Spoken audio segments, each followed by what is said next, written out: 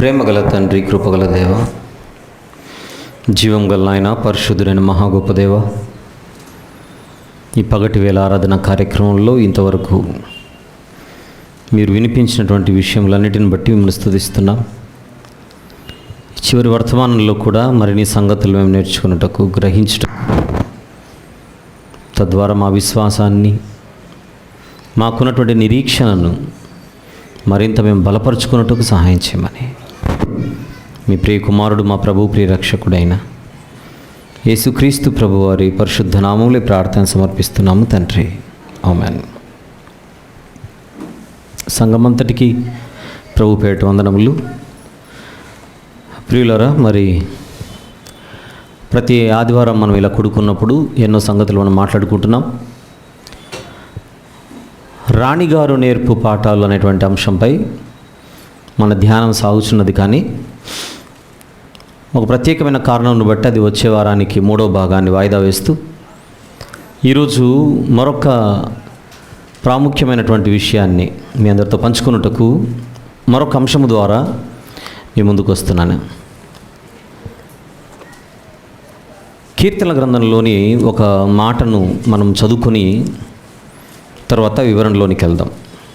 కీర్తనల గ్రంథంలోని 83వ కీర్తనం 2వ వచనం నుండి, నీ శత్రువులు అల్లరి చేయుచున్నారు, నిన్ను ద్వేషించువారు చాలు తల ఎత్తి ఉన్నారు. జాగ్రత్తగా దీనిని మనము ఆలోచిద్దాం. ఇది ఆసాపు గారు రాసిన కీర్తన. అంటే సుమారు క్రీస్తు పూర్వం 1000 సంవత్సరాలు, అనగా నేటికి 3000 సంవత్సరాల క్రితపు మాట ఇది. ఇది 2021 క్రీస్తు శకం. ఈ మాట వ్రాయబడింది క్రీస్తు పూర్వం 1000 సంవత్సరాలు, అంటే నేటికి సుమారు 3000 సంవత్సరాలు పై మాటే. నేటికి 3000 సంవత్సరాల క్రిందటే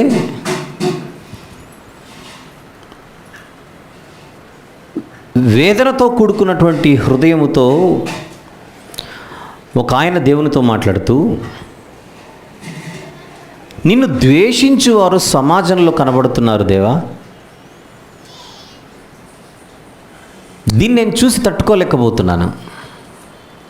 నిన్ను ద్వేషించువారు సమాజంలో కనబడుతున్నారు. వాళ్ళ పరిస్థితి ఎలాగుందని అడిగితే తలెత్తుకొని తిరుగుతున్నారు. మేము ద్వేషించేదెవరిని, దూషించేదెవరిని, ఎవరికి వ్యతిరేకంగా మనం నిలబడుతున్నాము, ఎవరికి విరోధముగా మేము పన్నాగాలు పన్నుచున్నాం అన్న ఆలోచన లేకుండా, అన్న భయము లేకుండా నిన్ను ద్వేషించువారు అల్లరి చేయించు తలెత్తుకొని తిరుగుచున్నారు. అయితే ఆయనను ద్వేషించేవారు భూమి మీద ఎవరిని టార్గెట్ చేస్తారో కింద చెబుతున్నాడు. అది చూడండి, కింది మాట, నీ ప్రజల మీద. గమనిస్తున్నారా? ద్వేషించేది దేవునిని, ప్రత్యక్షంగా టార్గెట్ చేసేది ఆయన ప్రజలను భూమి మీద. నీ ప్రజల మీద వారు కపటోపాయములు పన్నుచున్నారు. ద్వేషం ఎవరి మీద? దేవుని మీద. టార్గెట్ ఎవరిని చేస్తారు దాన్ని బేస్ చేసుకుని భూమి మీద? ఆయన ప్రజలను. అలా టార్గెట్ చేయడానికి వారు పన్నేది ఏంటి అని అడిగితే కపటోపాయములు. నీ ప్రజల మీద వారు కపటోపాయములు పన్నుచున్నారు. నీ మరుగుజొచ్చిన వారి మీద ఆలోచన చేయుచున్నారు. ఎప్పటి సందర్భం ఇది? 3000 సంవత్సరాల క్రిందటి సందర్భం.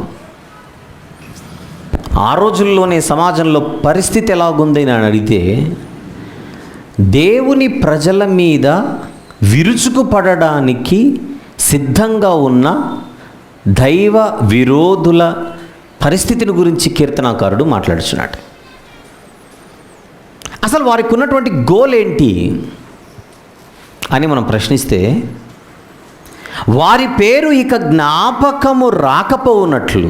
4వ వచనం. ఈ సందర్భంలో ఇశ్రాయేలీలు దేవుని ప్రజలుగా పిలువబడుతున్నవారు. దేవుని ప్రజలుగా పిలువబడుతున్నటువంటి వారి పేరు ఇకను జ్ఞాపకము రాకపోవునట్లు జనముగా ఉండకుండా వారిని సంహరించుదము రండని చెప్పుకొనుచున్నారు. అది కూడా ఎలా? ఏక మనసుతో వారు ఆలోచన చేసుకుని ఉన్నారు. నీకు విరోధముగా నిబంధన చేయుచున్నారు. కొన్ని సందర్భాలలో మనం బ్రతికేటువంటి మన తరాల్లో మన కళ్ళ ముందు కొన్ని సందర్భాలు, సంఘటనలు జరుగుతూ ఉంటాయి, చోటు చేసుకుంటూ ఉంటాయి.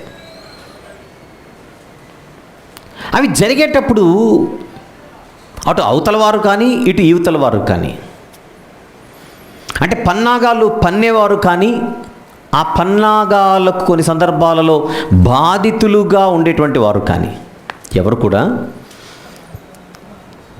ఇది మొదటిసారి జరుగుతోంది అని అనుకోవాల్సిన అవసరం లేదు అని మనం అర్థం చేసుకోవడానికి కనబడుతున్న ఒక మంచి సాక్ష్యంతో కూడుకున్నటువంటి నిదర్శనం ఇది. సూర్యుని క్రింద ఏదియు నూతనమైనది లేదు. నూతనమైనది లేదు అని ఈ మాటను అప్లై చేసే వాటిలో ఒకటి ఏంటి అని అడిగితే, ఒక సత్యం ఏంటి అని అడిగితే, దేవునికి భూమి మీద విరోధులు ఎప్పుడూ కనబడుతుంటారు. కారణం, దైవానికి విరోధి సాతాను, అపవాది. ఎవరిని మృంగుదునా అని వెదుకుచూ తిరిగేటువంటి ఈ అపవాది అనేక మందిని కయీనును తన వలలో వేసుకున్నట్టుగా ప్రారంభంలో కయీనును వలలోనికి వేసుకొని నీతిమంతులపై టార్గెట్ ఎలాగైతే అపవాది చేస్తాడో ఆది కాండంలో కనబడినట్టుగా నీతిమంతుడైన హేబేలు మీదికి తన సంబంధిగా మారినటువంటి కయీనును ఉసికొల్పినట్టుగా సాతాను యొక్క తంత్రాలేంటో మనం ఎప్పుడు ఎరిగి ఉండాలి. ప్రతి తరములో సాతాను చేసేది ఇదే. దేవుని ప్రజల మీదికి మిగిలిన వారిని ఉసికొలుపుతాడు, రేపుతాడు, రెచ్చగొడతాడు.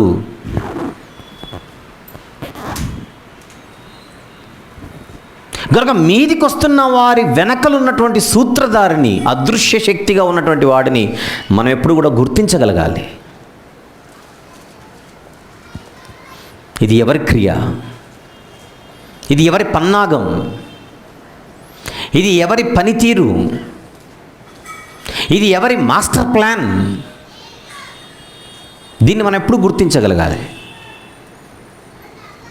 ఏక మనసుతో వారు చేసే ఆలోచన ఏంటి? అసలు వీళ్ళ పేరే కనబడకూడదు భూమి మీద. ఎవరి పేరు? దేవుని ప్రజల పేరు. క్రొత్త నిబంధనలో దేవుని ప్రజలుగా పిలువబడుతున్న వారెవరు? పేతురు గారు మాట్లాడుచు తన మొదటి పత్రికలో 2వ అధ్యాయము 9వ వచనములో, పేతురు గారు రాసిన 2 పత్రికలలో మొదటి పత్రిక 2వ అధ్యాయము 9వ వచనంలో, మీరు చీకటిలో నుండి ఆశ్చర్యకరమైన తన వెలుగులోనికి మేము పిలిచిన వాని గుణాతిశయములను ప్రచురము చేయు నిమిత్తము ఏర్పరచబడిన వంశమును, రాజులైన యాజక సమూహమును, పరిశుద్ధ జనమును. అది మాట, దేవుని సొత్తైన ప్రజలుగా ఉన్నారు. ఎవరు దేవుని సొత్తైన ప్రజలు? తమ పాపపు జీవితాలను ఆయన కుమారుని రక్తంలో కడుగుకొని క్రైస్తవులుగా పిలువబడుతున్న వాళ్ళు ఎవరైతే ఉన్నారో వాళ్ళందరూ కూడా దేవుని సొత్తైన ప్రజలుగా పిలువబడుతున్నారు. అలాంటి వారి మీదకు సాతాను ఎవరిని ఉసుకొలుపుతాడు? తన వలలో వేసుకున్న వారిని. వాళ్ళకంటూ ఒక గోల్ ఏర్పరుస్తాడు. ఏమిటి ఆ గోల్? వీళ్ళ పేరే లేకుండా నువ్వు చేయాలి, వీళ్ళ పేరే కనబడకుండా, వీళ్ళ పేరే వినపడకుండా మీరు చేయాలి. ఇది నిరంతర సాతాను యుద్ధం. ఏదో ఈరోజు జరిగింది రేపు జరగదు, రేపు జరిగింది ఎల్లుండి జరగదు అనేది కాదు. మనం పోయిన తర్వాత మన పిల్లలు, వాళ్ళు పోయిన తర్వాత వాళ్ళ పిల్లలు, భూమి ఉన్నంత వరకు కూడా ఈ వాతావరణం ఖచ్చితంగా భూమి మీద ఉండనే ఉంటుంది. కారణం గతంలో కూడా ఉంది, భవిష్యత్తులో కూడా ఉంటుంది కనుక.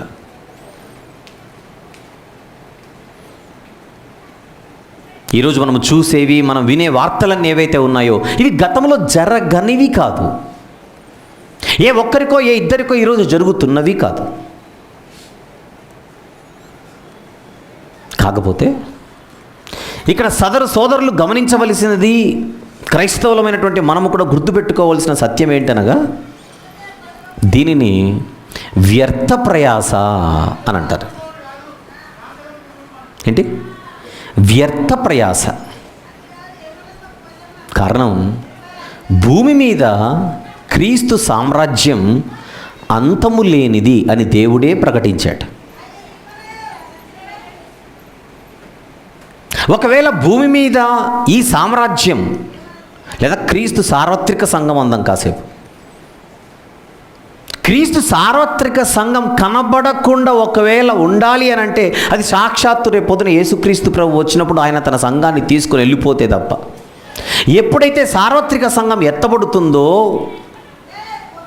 ఎప్పుడైతే యేసుక్రీస్తు ప్రభు ఈ లోకానికి వచ్చి దీన్ని తీసుకొని వెళ్ళిపోతాడు, ఇక లోకం ఎక్కడుంది?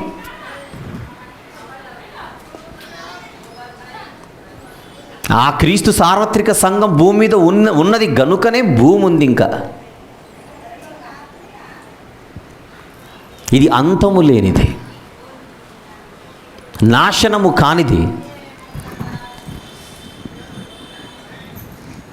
అసలు ఈ సామ్రాజ్యం అన్నది ఉండకూడదనే ఒకప్పుడు పారసీకుల పరిపాలనలో రాజైన అహశ్వరోషు అనేటువంటి చక్రవర్తి పరిపాలిస్తుండగా హామాను అనేటువంటి దుష్టుడు అసలు రాబోయే కాలంలో ఏ జాతి నుండి అయితే లోకరక్షకుడు రావాలో ఆ జాతే లేకుండా మొత్తం సమూల నిర్మూలన చేయాలనేటువంటి పన్నాగముతో చాలా భారీ కుట్రనే చేశాడు.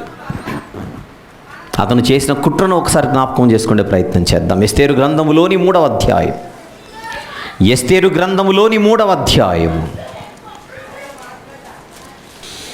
8వ వచనము చూసే ప్రయత్నం చేద్దాం. 3వ అధ్యాయం 8వ వచనం, ఎస్తేరు గ్రంథం. అంతటా హామాను అహశ్వేరోషుతో చెప్పినదేమనగా, మీ రాజ్య సంస్థానములన్నిట యందుండు జనులలో ఒక జాతి వారు చెదరి ఉన్నారు. వారి విధులు సకల జనుల విధులకు వేరుగా ఉన్నవి. వారు రాజు యొక్క ఆజ్ఞలను గైకొను వారు కారు. కాబట్టి వారిని ఉండనిచ్చుట రాజునకు ప్రయోజనకరము కాదు. ఉండకూడదు, వాళ్ళు ఉండకూడదు. రాజు అంటే ప్రభుత్వ అధినేత.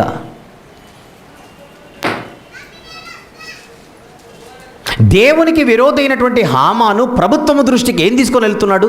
ఒక జనాంగం ఉంది, ఆ జనాంగాన్ని తీసేయాలి. దానికోసం మీ అనుమతి కావాలి. దానికి ఎంత ఖర్చైనా పర్వాలేదు, కానీ మీరు మాత్రం మీ సమ్మతిని తెలియజేయాలి.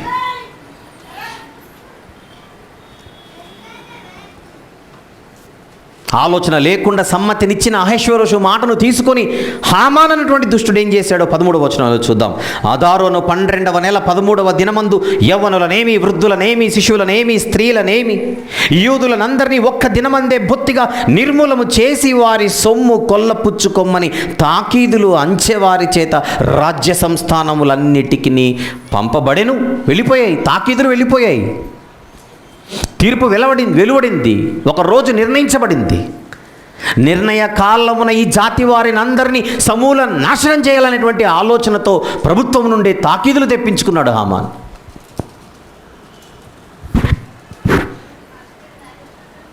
ఆ తర్వాత ఈ గ్రంథాన్ని పరిశీలిస్తే, పఠిస్తే హామాను యొక్క కుట్రలు, కుతంత్రాలన్నీ కూడా ఎలా తలక్రిందులయ్యాయో మన కంటికి కనపడుతుంది.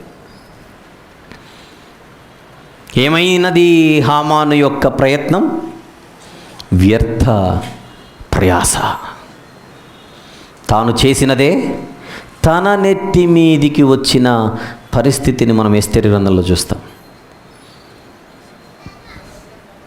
ఎస్తేరు గ్రంథ వివరణ అని నేను మాట్లాడినప్పుడు మొదటి భాగంలో దీని గురించి చాలా వివరంగా ఎక్కువ సమయం తీసుకొని మాట్లాడిన విషయములోని కొన్ని విషయాలను మాత్రం ఈరోజు మీ ముందుకు తీసుకొని వస్తున్నాను.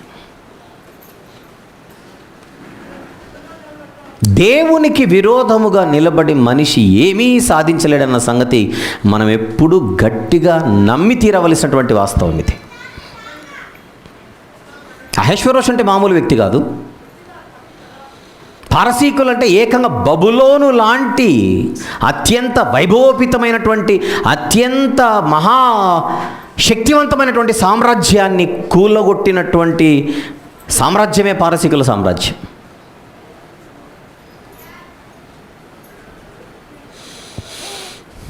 ఆ చక్రవర్తి కింద ఎందరో రాజులు, ఎందరో అధిపతులు,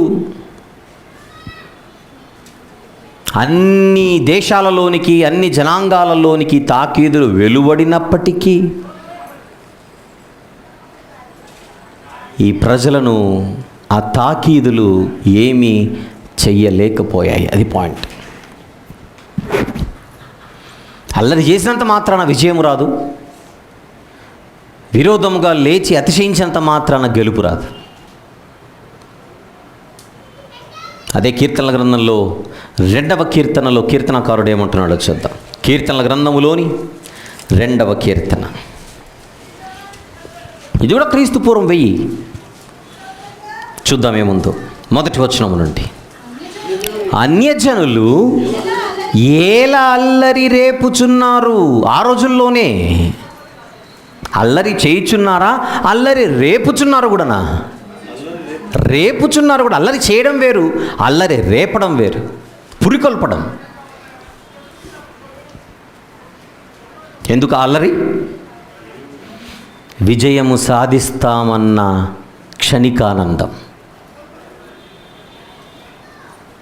దాన్ని ఏమంటున్నాడు కింద కీర్తనకారుడు? వ్యర్థమైనది ఇది ఉందా? 2వ మాటలో జనములు ఏల వ్యర్థమైన దానిని తలంచుచున్నవి. జనములు ఏల వ్యర్థమైన దానిని తలంచుచున్నవి. వ్యర్థమైన దానిని తలంచుచున్నవి. తలంచుచున్నారు కానీ అది వ్యర్థమైనదన్న సంగతి తెలియదు.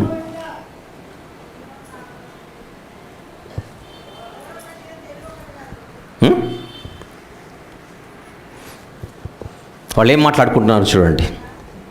వాళ్ళందరూ కలిసి మనము వారి కట్లు తెంపుదము రండి, వారి పాశములను మన యొద్ద నుండి పారివేయదము రండి అని చెప్పుకొనొచ్చు. పారివేయడం అంటే అసలు మన మధ్య వారు ఉండకూడదు. వారి నామము కానీ, వారి చిరునామా కానీ, వారి పేరు, వారి ఊరు కనబడకుండా అసలు అడ్రస్సే గల్లంతైపోవాలనేటువంటి ఆలోచనలు చేసి వారు మాట్లాడుకుంటున్న మాటలు. వారి పాశములను మన యొద్ద నుండి పారవేయదము రండని చెప్పుకొనుచు భూరాజులు. ఆ రోజుల్లో రాజులు, ఈరోజు అధికారులు, అధిపతులు. భూరాజులు యెహోవాకును ఆయన అభిషక్తునికి విరోధముగా నిలవబడుచున్నారు.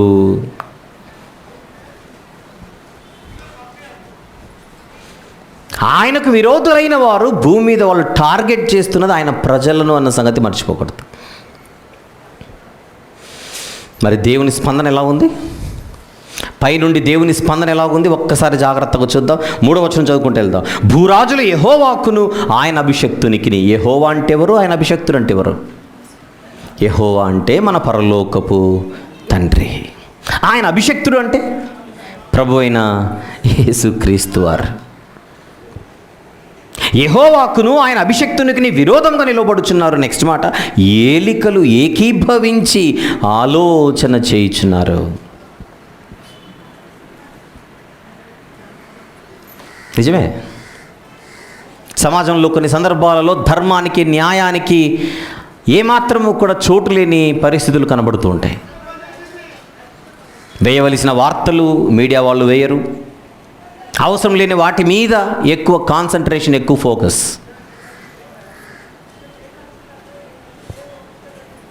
మెరుగైన సమాజం కోసమని ఒకవైపు మాట్లాడుతూ, కితాబులు ఇస్తూ, మాటలు వల్లిస్తూ సమాజాన్ని భ్రష్టు పట్టించడానికి కూడా కొన్ని సందర్భాలలో మీడియా చాలా పెద్ద పాత్ర, తెలియకుండానే పాత్ర పోషిస్తుందేమో అనిపిస్తుంటుంది.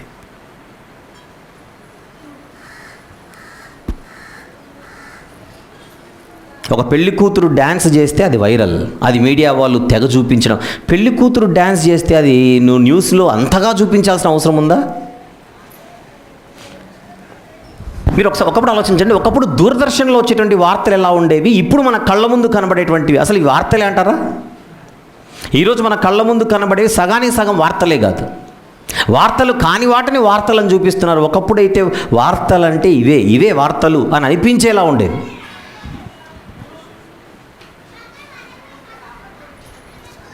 అవునా కదా చెప్పండి? సంస్కారము లేకుండా అమర్యాదగా మాట్లాడే ప్రతి ఒక్కరిని కూడా ఈరోజు వార్తలకు ఎక్కించి అవే వార్తలుగా చూపించి ఈరోజు పబ్బం గడుపుతున్నటువంటి మీడియా ఛానల్స్ ఎన్నో.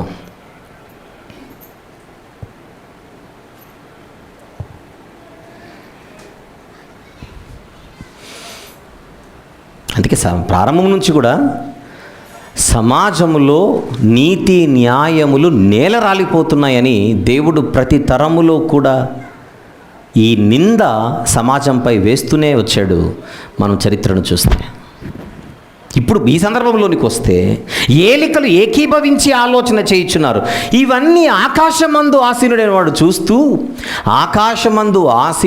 వాడు చూస్తూ ఏమంటున్నాడు చూడండి, 4వ వచనం. ఆకాశమందు ఆసీనుడైన వాడు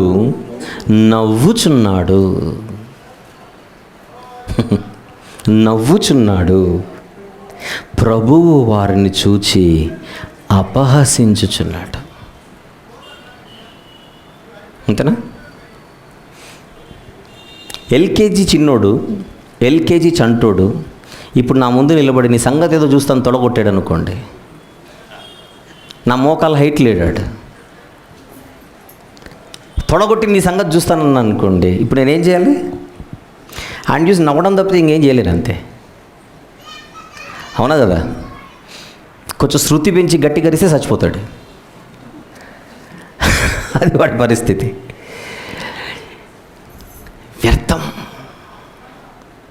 వ్యర్థం.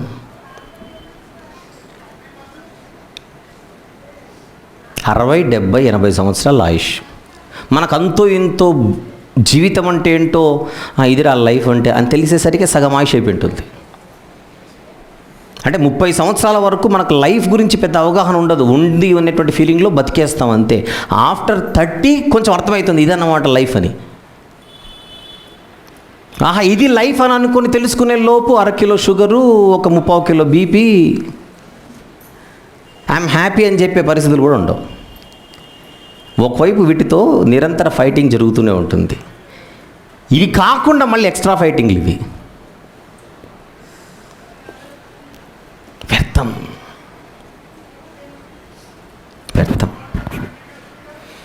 ఒకప్పుడు ఒక మనిషి ఇలానే తాకీదులు తీసుకుని యెరూషలేము నుండి దమస్కుకు ప్రయాణం చేసి అక్కడున్న వారిని బంధించి తీసుకొని రావాలని బయలుదేరితే, ములికోలలకు అడ్డు తగులుట నీకు సాధ్యము కాదు నాయనా అన్నాడంతే. మునికోలలకు అడ్డు తగులుట నీకు సాధ్యం కాదు. ఏంటి నీ ప్రయాస? నీ ప్రయాస? నిన్ను చూస్తుంటే హింసకుడు కనపడుతున్నాడు, దూషకుడు కనపడుతున్నాడు, హానికరుడు కనపడుతున్నాడు. అసలు నువ్వు ఎందుకు నన్ను హింసించాలనుకుంటున్నావు? ఆ వెలుగుకు, ఆ స్వరానికి తట్టుకోలేక కింద పడిపోయినటువంటి మనిషి అడుగుతున్నాడు, నీవెవరు ప్రభువా?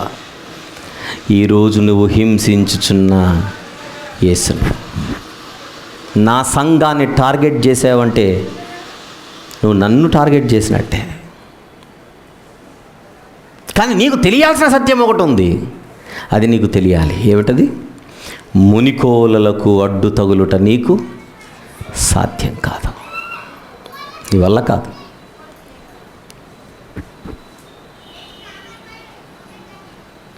అది సౌలు అనేటువంటి ఒక వ్యక్తి మాత్రమే తెలుసుకోవాల్సిన మాట కాదు, సత్యం కాదు. ఇది భూమి మీద పుట్టుకొచ్చే ప్రతి మనిషి తెలుసుకోవాల్సిన సత్యం ఇది. భూమి మీద పుట్టుకొచ్చే ప్రతి మనిషి తెలుసుకోవాలి. ఒకప్పుడు ఐగుప్తీయుల రాజు ఆయన మీద తిరగబడ్డాడు, సాధించిందేం లేదు. అషూరు రాజులు ఆయన మీద తిరగబడ్డారు, సాధించిందేం లేదు. సన్హెరీబు లాంటి వాడు. నెబుకద్నెజర్ పేరెత్తితే చాలా అతని వైభవం ఏంటో మనకు తెలుస్తుంది. అలాంటి వ్యక్తి దేవునికి విరోధంగా నిలబడి గడ్డి తిన్న మాట మనకు తెలీదా? మనిషికి మనిషి విరోధైతే కొన్ని సందర్భాలలో ఇద్దరివి తప్పులు ఉంటాయి కనుక ఇద్దరు కూడా తర్వాత సరి చేసుకోవచ్చేమో, కానీ మచ్చలేని దేవుని మీద తిరుగుబడే మంచే లేని మనిషి ఏమి సాధించగలడు అనేది ఇక్కడ పెద్ద ప్రశ్న.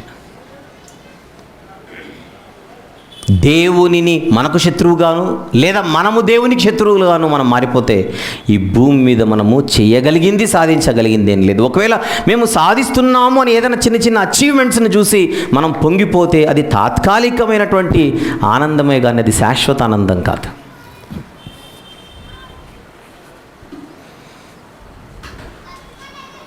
న్యాయాధిపతుల గ్రంథం, ఒక మాట కోసం అక్కడికి వెళ్తున్నాను.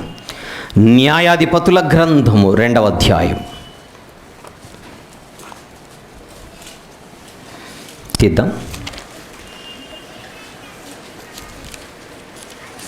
న్యాయాధిపతుల గ్రంథం 2:15వ వచనము జాగ్రత్తగా చూద్దాం. 15.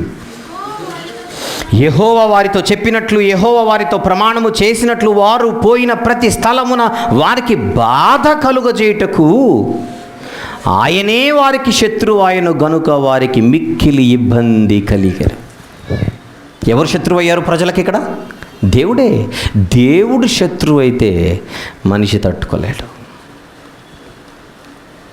Yes or no?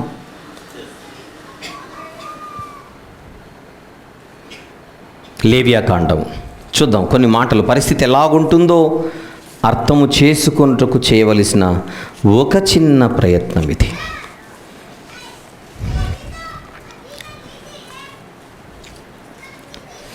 26వ అధ్యాయం,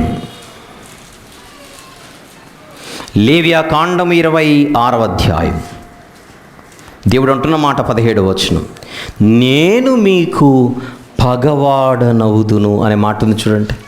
ఆ మాట చూడడానికే, చూపించడానికి తీసుకొని వెళ్ళండి. అది చెబుతున్నది ఎవరితో అనేది కాదు ఇక్కడ సందర్భం. ఆయన చెబుతున్న మాట ఒక్కసారి చూడండి అంటున్నాను. ఏమిటది?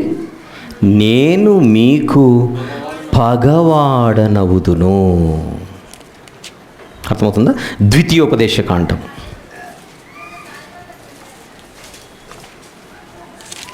ద్వితీయోపదేశకాండం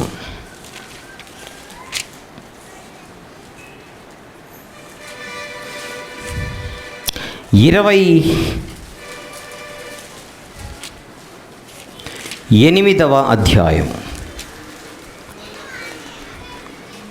ద్వితీయోపదేశకాండము 28వ అధ్యాయం, రైట్.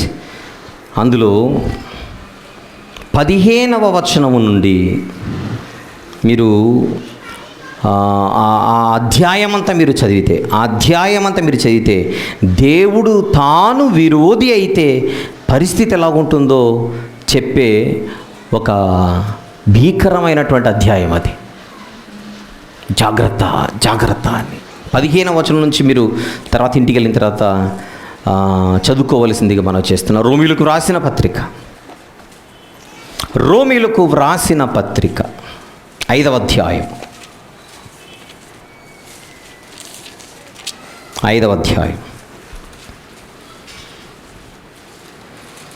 10వ వచనము చూద్దాం. 10వ వచనం, ఏలయనగా శత్రువులమై ఉండగా ఆయన కుమారుని మరణము ద్వారా మనము దేవునితో సమాధానపరచబడిన వారమై ఆయన జీవించుట చేత మరి నిశ్చయముగా రక్షింపబడుదుము.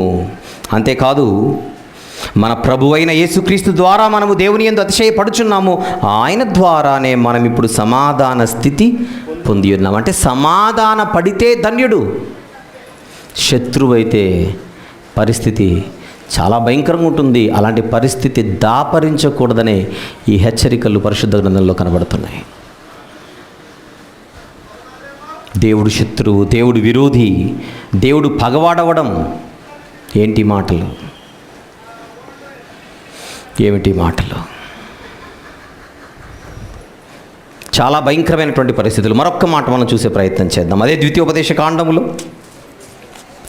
ద్వితీయోపదేశకాండం 31వ అధ్యాయం 17వ వచనము చూద్దాం.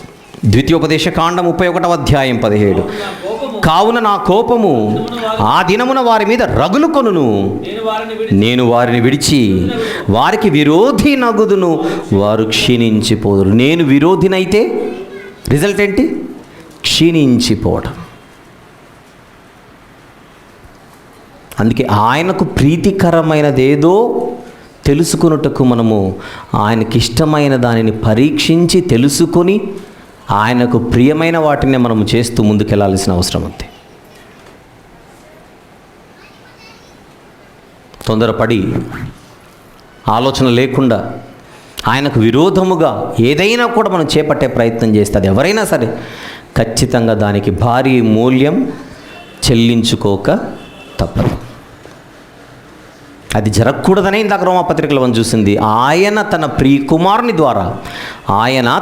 కుమారుని ద్వారా మనతో సమాధాన పడుటకు ఆయన మనకు అనుగ్రహించి ఆయన రక్తంలో మన జీవితాన్ని కడుక్కొని మన బ్రతుకులను సరిచేసుకోమని ఆహ్వానిస్తుండగా, దీపం ఉన్నప్పుడే ఇల్లు చక్కబెట్టుకొని మనము త్వరితగతిన ఆయన సన్నిధికి వచ్చి ఆయన కుమారుని రాకడ ఏ క్షణమైనా జరగవచ్చు కనుక ఆ రాకడలో మనం పాత్రలుగా ఎంచబడినట్లుగా మన జీవితాలు మనం సరి చేసుకుందాం. దాన్ని గుర్తు పెట్టుకున్నట్టుకే ఇంతకు మునుపు మనము ప్రభు పల్ల యొక్క కార్యక్రమంలో పాల్గొనినది. మిగిలిన శేష జీవితంలో మనము ఆయన భయంకరమైనటువంటి హస్తానికి దొరకకుండా ఆయన చల్లని చూపుకు మాత్రమే పాత్రలమై ఉండునట్లుగా చేస్తున్న తప్పులను మానివేసి సరిదిద్దుకొని పశ్చాత్తాపపడి సిలువలో నేరస్తుని వలె మరలా ఆయన చెంతకు రాగలిగితే, ఆయనను క్షమాపణ కోసం ఆయనను వేడుకుంటే ఖచ్చితంగా క్షమించడానికి ఆయన సిద్ధంగా ఉన్నాడని గుర్తు చేస్తూ ఈ మాటలు ముగిస్తున్నాను. కళ్ళు మూసుకుని అందరూ ఒక్కసారి, మనం తెలిసి తెలియక ఆయనకు విరోధులుగా బ్రతుకుతున్నాం, మేము తెలిసి తెలియక ఆయనకు వ్యతిరేకులుగా మనం బ్రతుకుతుంటే, ఈ అనుకూలమైన సమయంలో ఆయనను క్షమించమని వేడుకోవడానికి సమయాన్ని వినియోగించుకుందాం. ప్రేమగల తండ్రి, కృపగల దేవ, జీవం గల నాయన, పరిశుద్ధుడైన మహా గొప్ప దేవ, వ్యర్థమైన ప్రయాసతో ఈరోజు మీకు విరోధముగా ఎందరైతే నిలబడుచున్నారో వారందరూ కూడా వారి పరిస్థితిని పరీక్షించుకొని వాస్తవాన్ని గ్రహించి తప్పును సరిదిద్దుకొని పశ్చాత్తాప హృదయంతో మీ వైపు తిరుగునట్లుగా సహాయం చేయండి. స్వార్థ ప్రయోజనాల కోసం ఆలోచించకుండా తండ్రి, తాత్కాలిక జీవితంలో శాశ్వత ఆనందం కోసం వారు ప్రయత్నం చేసి ఆనందాన్ని మీ కుమారుని ద్వారా పొందినట్లుగా వారి జీవితాలను సరి చేసుకున్నట్టుకు సహాయం చేయమని నడిపించిన విధానమును బట్టి మిమ్మల్ని స్తుతిస్తూ మహిమపరుస్తూ మీ ప్రియ కుమారుడు మా ప్రభు ప్రియరక్షకుడైన యేసు క్రీస్తు ప్రభు వారి పరిశుద్ధ నామములో ప్రార్థన సమర్పిస్తున్నాము తండ్రి.